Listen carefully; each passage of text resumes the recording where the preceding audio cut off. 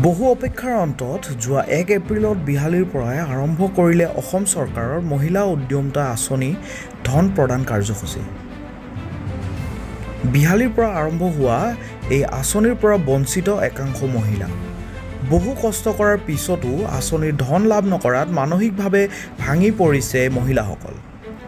বিহালীৰ একাংশ মহিলাই ধন লাভ নকৰাত আজি মহিলাসকলৰ মুখ্যমন্ত্ৰীলৈ অনুৰোধ, পঞ্চায়ত নিৰ্বাচনৰ আগত বঞ্চিত মহিলাক 10,000কৈ টকা দিব লাগে, নহ'লে আমি বেলেগ চিন্তা কৰিব লাগিব।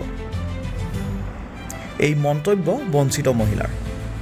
আজি বিহালী উন্নয়ন খণ্ডৰ কাৰ্যালয়ৰ সন্মুখত কেইবাটাও গাঁৱৰ শতাধিক মহিলা একত্ৰিত হৈ সাংবাদিকৰ আগত নিজৰ মন্তব্য আগবঢ়ায়। মই এই 10,000 টকাৰ যিখন চেক আছিলে, এই চেকখন মই পোৱাৰ যোগ্য। মোৰ দুজনী ছোৱালী। তাৰপিছতে আৰু কত দিনৰ পৰা আশা কৰিছোঁ, তেতিয়াতো আমাক কোৱা নাছিলে যে গোটত ধনীক নিদিওঁ, দুখীয়াক নিদিওঁ, কোৱা নাছিলে 10 গৰাকী মহিলাই পাব বুলি কৈছিলে। সেই অমৃত কলহ লৈ ইমান ৰ'দত আহি পেলাই কলহ লৈ ঘৰৰ পৰা বিয়া নিচিনাকৈ একদম আহিছোঁ, আহি তাত ফটো চটো দিছোঁ। আমিতো 10,000 টকাৰ কাৰণে মামাই কোৱাৰ কাৰণেহে আজি মোৰ গছ পুলি প্ৰায় 7 ফুটমান ওখ হৈ গৈছে। কিন্তু সেয়া আশা কৰি আছোঁ 10,000 টকা পাম মামাৰ পৰা, আৰু আমি আকৌ কিবা এটা কৰিম। মই তামোল পুলিৰ কাৰণে নাৰ্চাৰীৰ কাৰণে দিছিলোঁ, সেই পুলিও মোৰ বহুত ডাঙৰ হৈ গৈছে, কিন্তু হ'লে মোৰ নামটোৱে কাট গৈছে। কিহৰ কাৰণে কাট গৈছে সেইটো মামাই জানিলে ভাল হয়, আৰু এইখিনি হয়তো মামাই নাজানিব পাৰে। আমি মামাক ৰিকুৱেষ্ট কৰিছোঁ যাতে মামাই গোটেইখিনি কাক ছাৰ্ভে কৰিব দিছিলে, কোনে এইখিনি কৰি পেলাই নামখিনি দিছিলে সেইখিনি চাওক। আৰু কিছুমান গোটৰ হয়তো 3 গৰাকী আহিছে, 7 গৰাকী 8 গৰাকী অহা নাই। কোনোবা গোটৰ 9 গৰাকী আহিলে, 1 গৰাকী বা 2 গৰাকী যি পাবলগীয়া যোগ্য তেওঁৱে নাহিলে। কিছু লোকে পেঞ্চন পায়, নিজেই পেঞ্চন পায়, তেওঁলোকৰ হ'লে আহিলে। কিন্তু কিছুমান ইমানেই দুখীয়া মানুহ, ইমানেই দুখীয়া, দেখিলে বেয়া লাগিব, তেওঁলোকৰ নাম নাহিলে। আৰু লাখপতি কিছুমানক এখন লাখপতি চাৰ্টিফিকেট দিলে, লাখপতি বাইদেউ হ'ব, লাখপতি বাইদেউ, তেওঁৰ নামতো নাহিলে। এতিয়া সেইখিনিহে তেখেত হৈছে ৰিজু দাস, লাখপতি যিটো পাইছিলে, তেখেতৰ নাম নিদিলে তেখেতকো। সেয়াই কৈছোঁ, মামাক ৰিকুৱেষ্ট কৰিছোঁ যাতে আমাৰ যিখিনিয়ে পোৱা নাই তেওঁ ভালকৈ অনুসন্ধান কৰক, কৰি পেলাই আমাক এইখিনি দিয়ক। আৰু দিম বুলি কৈছে, তেখেতে হয়তো নাজানিবও পাৰে আমাৰ তলত কি হৈ আছে, সেইখিনি ভালকৈ অনুসন্ধান কৰিলে গম পাব। আমি বিহালী আৰু বৰগাং পঞ্চায়তৰ হয়। বহুত দিনীয়া পুৰণা গোট এটা চলাই আছোঁ। এই গোটটো বহুত পুৰণা হয়। মামাই আমাক বহুতখিনি আশা দিছিলে, সেই আশাখিনি মতে আমি কাম কৰি গৈছোঁ। তেওঁ কিয় নাজানে চাগে কোনে কেনেকৈ কাটিছে আমাক। গোটৰ জীৱিকা সখী বাইদেউসকলেই কাটিছে নে কিয়ে নাজানো, কিন্তু মামায়ে কৈছে বোলে আকৌ দিব। কিন্তু মামাই এই বিষয়লৈ আমাক মিটিঙত বা নিউজত কোৱা শুনা নাই। যদি দিম বুলি কৈছে তেওঁ কাণত পৰক কথাটো, আমিও জানিব লাগে। যদি নিদিয়ে তেতিয়াহ'লে আমিও কিবা এটা, যদি নিদিয়ে তেওঁ ক'ব লাগে, CM ছাৰে ক'ব লাগিব যে মই আকৌ দিম, চিন্তা নকৰিব। যদি নিদিওঁ তেতিয়াহ'লে নিদিওঁ বুলি কৈ দিব লাগে, তেতিয়াহে মানুহখিনিয়ে শান্ত হ'ব। সেয়াই মই ক'বলৈ বিচাৰিলোঁ। ধন্যবাদ। এই ক'ব খুজিছোঁ যে আমাৰ মানুহজন খেতি কৰে, আমাৰ গভৰ্ণমেণ্ট চাকৰি একোৱেই নাই, গতিকে আমি পাবলগীয়া সদস্য। গতিকে গাঙমুৰ থানত গতিকে মোৰ একে হাত চাত ভগা, কাম চাম তেনেকৈ কৰিব নোৱাৰা, পইচাকেইটা আশা, গৰু ছাগলী পুহি এনেকৈ আৰু মোৰ ল'ৰা ছোৱালীকো সংস্থাপন দিব পৰা নাই। আমাৰ তেনেকুৱা চাকৰি নাইকিয়া, গতিকে আমি পাবলগীয়া আৰু সেইকাৰণে অনুৰোধ কৰিছোঁ যাতে আমাকো চাই আৰু বিচাৰিছোঁ মামাক কৈছে যে যাৰ ছোৱালী আছে সি পাব।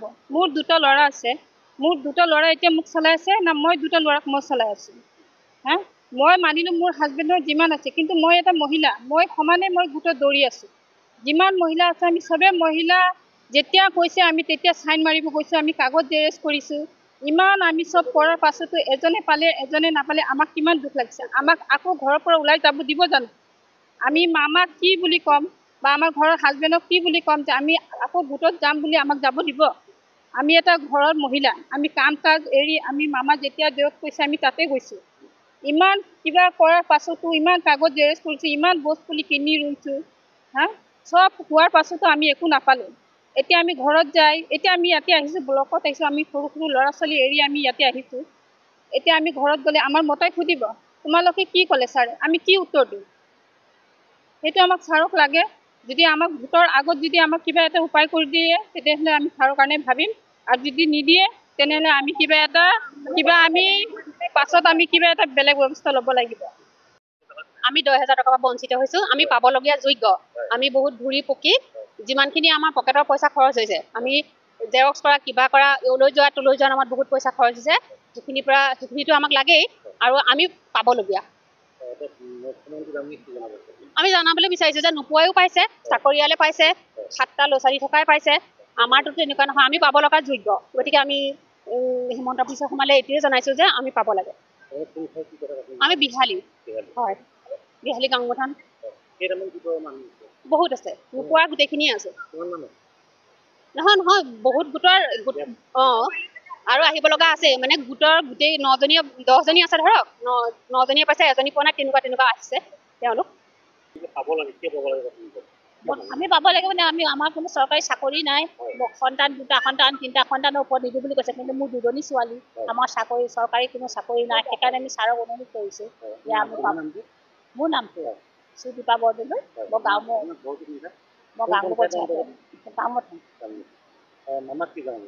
মামাক অনুৰোধ কৰিছোঁ আমি নোপোৱাখিনিক যাতে অতি সোনকালে মানে ইলেকশ্যনৰ আগত আমাক যাতে 10,000 টকা চেক দিয়ে, যিখিনিয়ে পোৱা নাই। সেইটোৱে মই ছাৰৰ ওচৰত অনুৰোধ কৰিছোঁ, কাৰণ আমি চব যিখিনি নাম কাটিছে সেইখিনি চব মানে পোৱাৰেই যোগ্য, নোপোৱা নহয়। বহুত গৰাকী আছে, প্ৰত্যেকটো গোটৰে এতিয়া চাবলৈ গ'লে বহুত আছে। আমি এতিয়া ধৰক গন্তি নাই, মানে আমি এতিয়া তাৰে লগৰ কেইজনী খবৰটো লৈহে আমি আহিবলগীয়া হৈছে, আৰু বাকী থাকিয়ে গ'ল। আৰু এটা কথা মামাক মানে ক'ব বিচাৰোঁ, একেখন মানে চাকৰি কৰা মহিলাগৰাকীয়ে পাইছে, আৰু মোৰ হাজবেণ্ডে সৰু সুৰা কৰে, কিন্তু মই তাৰ পৰা কিয় বঞ্চিত হৈ আছোঁ? বাকী গোটেইখিনিয়ে পাইছে, তাৰ পৰা মানে বঞ্চিত হৈ আছোঁ। বহুত ভুলকৈ একো দিয়া নাই, কাৰণ লিষ্টত নাম আহিছে, আমি ফটো উঠালৈকে আমি সেইখিনিত কৰিছোঁ। সেইটো কৈছে, কিন্তু আমাৰ 2টা সন্তানেই আছে, 2টা সন্তানটো বেছি আমাৰ নাই। চবৰে 2টা সন্তানেই মাতৃ। আমাৰ কিয়? কাৰণ আমি বহুত কষ্ট কৰিছোঁ ন। যাৰ চাকৰি আছে, এতিয়া চাকৰিয়ালসকলে পেঞ্চন সকলেও পাইছে, চাকৰিয়ালসকলেও পাইছে। আমি নিজে কিবা এটা স্বাৱলম্বী ব্যৱসায় কৰিম বুলি ভাবিছোঁ। কাৰণ মানুহজনেহে কৰে, মানুহজনৰ পৰা আমি খুজি আৰু কিবা এটা কৰিব নোৱাৰোঁ। মামাক এইটোৱে আমি জনাওঁ যে আমাক যিসকলে পাবলগীয়া মানুহ মানে মহিলা আছে, তেখেতে আৰু অকণমান আমাক চকু মেলি চাই। আৰু আমি কষ্ট কৰিছোঁ, গছপুলিৰ নামত আমি বহুত কষ্ট কৰিছোঁ। পুলিটোৰ নামত বুলিয়ে নহয়, আমি গোটেইখিনিয়ে কষ্ট কৰিছোঁ, আমিও কিবা এটা কৰিব মন যায়। অনুৰোধ কৰিছোঁ, আমি আন্দোলন নকৰোঁ, আমি অনুৰোধহে কৰিছোঁ। মোৰ সন্তান 2জন। হয়, পাব লাগে আচলতে। আমাকতো পাব লাগে বুলি কৈয়ে আছিলে, কিন্তু আমি আমাক ইমান দৌৰি গছ পুলি ৰুলোঁ, গছ পুলি 2বাৰ 3বাৰকৈ ৰুলোঁ, ৰুই মেলি ইমান আশাত, আমাৰ বহুত আশা আছিলে আমি যে কিবা এটা কৰিম বা কিবা এটা হেৰি কৰিম। আমি মতা মানুহকতো আমি পইচাটো খুজি কৰিব নোৱাৰোঁ একো এটা। আমি ভাবিছিলোঁ মামায়ে দিব আমাক কিবা এটা পইচা, আমি কিবা এটা কৰিম, কিন্তু আমি সেইটো নাপালোঁ। ইমান আশা কৰিলোঁ। আমাৰ কিন্তু কলেজৰ ওচৰতে, আমাৰ ইয়াতে য'ত মামা আহিছিলে তাতে আমাৰ ঘৰ, কিন্তু আমি তাতেই ঘূৰি থাকিলোঁ। আমি কিন্তু ওচৰত লগ ধৰিব নোৱাৰিলোঁ, ক'বও নোৱাৰিলোঁ।